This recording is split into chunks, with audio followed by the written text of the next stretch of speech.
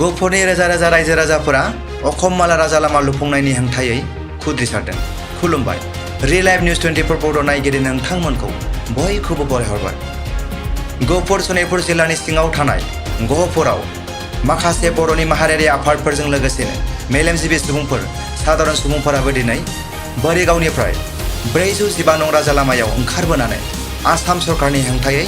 अखममाला मुंनि राजा लामाखौ गुबुन जायगा फारसे दानस्लायना लुफुंनो नागिरनायखौ ओनसोलनि माहारियारि आफादफोरजों लोगोसेनो मेलेमजिबि आरो साधारन सुबुंफोराबो गोथौ दुखु मोननानै खुद्रिसारदों बे अखममाला राजा लामाया आसाम गफुर नोगोरनिफ्राय अरुणाचल प्रदेशनि राजथावनि इटानगरसिम थांनाय 412 नं 4-लेन गाहाय लामा घग्रा बस्तिनिफ्राय लखिमपुर जिल्लानि धलपुरसिम थांनाय गासै 28 किल'मिटार आसाम सरकारा 250 कोटी रांनि बाजेटजों लुफुंनो लादोंमोन नाथाय दुखुनांथाव खौराङा बेसो बे अखममाला राजा लामाखौ गुबुन गुबुन जाहोन दिन्थिफ्लानानै गुबुन जायगायाव मावनो नागिरनायखौ ओनसोलनि सुबुंफोरा दुखु मोननानै दिनै आसाम सरकारनि हेंथायै खुद्रिसारदों आरो बे राजा लामाखौ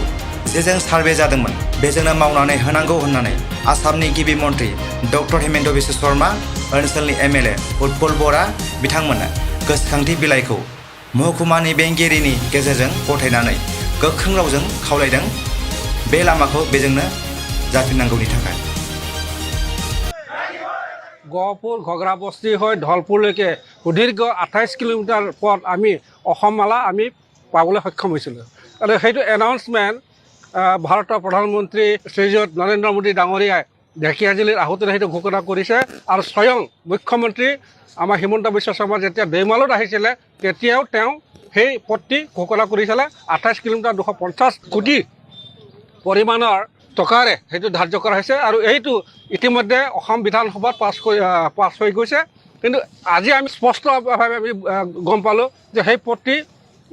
নিউ ডিৰেকশ্যন চেঞ্জ কৰিবলৈ বেলেগ পথ নিৰ্মাণ কৰিবলৈ আৰম্ভ কৰিছে আৰু আমি তাৰেই আজি প্ৰটেষ্ট কৰিছোঁ কিন্তু এই পথটি কি কাৰণত কিবা ৰাজনৈতিক ষড়যন্ত্ৰ আছে নেকি